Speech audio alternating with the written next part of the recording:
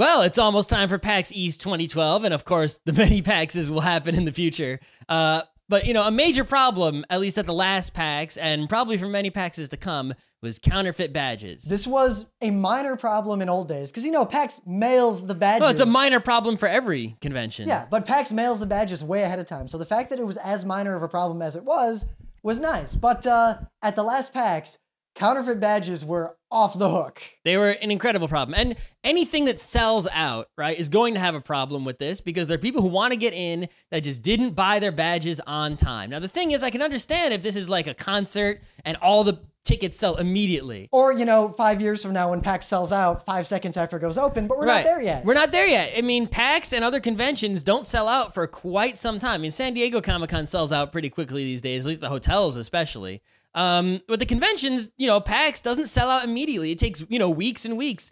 So if you wanted to go, why didn't you buy your badge the day they went on sale? Especially because you can resell the badges. So if you don't end up going, it's gonna sell out. You can definitely give your badge to someone and recoup your loss. That's right. So you should, if you want to go, buy the badge immediately. You won't need to buy the badge from someone shady. No risk of counterfeiting, right? So if you must buy a badge after the fact, because there's a counterfeit problem, consider this a sort of PSA to not get ripped off. Because this is a counterfeit badge. We actually got a pile of them from the convention. Yeah, the counterfeit badges, at least, you know, are surprisingly not, you know, that different. Here's a real badge. The only difference here is that they're from 2 different PAX years, so the color is different on this part. But the counterfeit is very close to what a normal badge from that year looks like. You'd be surprised. The counterfeiting technology of, you know, printing up, you know, these fake badges is pretty good. You can be fooled easily.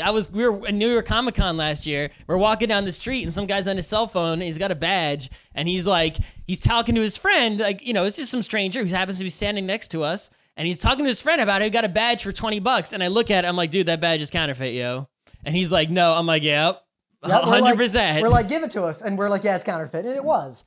Once you realize how to spot them, they're pretty easy to spot. So the reason we're doing this is twofold. One, if you need to buy a badge for PAX, here's how to not get ripped off. Because PAX, unlike last year, is not going to help you if you have a counterfeit. Yes.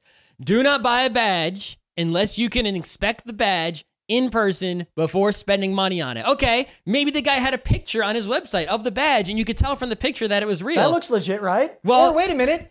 Here's a picture of my actual badge. I mail you this one. Yeah, duh. Duh, guys. The picture, he doesn't have to send you the exact one that's in the picture. He can put a picture of a real one and send you the fake one. Now, the second part of this is because if you know how to spot them, they're obvious to spot. And the more people who notice these, the harder it is for people to get away with this shit down the road. That's right. And the reason we do all this is because PAX ran into a big counterfeiting problem, and their response was not to stop mailing the badges. They're still mailing the badges. I don't know how many of you have been to a non-PAX convention. Like Otakon has more people than PAX. It's gigantic. 25 to 30,000 individual people, not turnstile count like PAX does.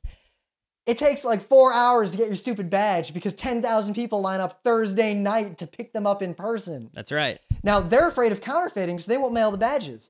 PAX had the balls to keep mailing them instead, and despite of the counterfeiting. So you guys, help us out. Help us keep them mailing those badges. That's right, because if they stop mailing the badges, well, shit. Now, the easiest way to figure out a fake badge, here, hold the star. We call the fake badges stars. Here's a real badge. There is no human way I can rip this badge in two unless I am the Hulk.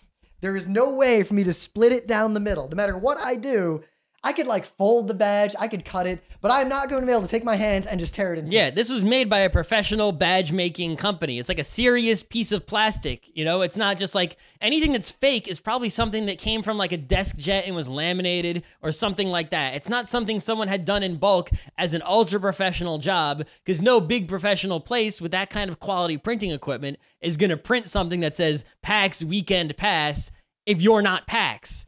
Right? It's going to be from a shady place with lower quality equipment. The colors are going to be off. It's going to be obviously inferior in quality to the real deal. Now, from a distance, before we get to the final Hulk test, there's a lot of things it'll be slightly off. The colors will be a little different.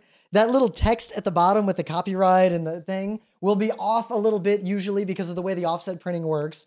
The top will be off, like everything will be slightly askew. But from far away, you can't really tell because even consumer equipment these days, you know, you can go to the Staples and buy a high-res scanner and a high-res printer, and it'll look pretty good. But there's one thing they can't do. First, the new badges this year have holographic technology, which is at least a little bit harder to counterfeit. Yep. You need to get a place that can make you this specific hologram. Now, watch out. At anime cons, what I've seen people do is take holograms from other previous badges or even different conventions and put them there because the that's because those badges are a holographic sticker affixed to a paper badge, right? If the badges at PAX, I think the new ones, I think the hologram is like built into it. I haven't actually, I haven't seen one in person, but other cons, the staff are not super diligent. So if there's a hologram, you'll get away with it.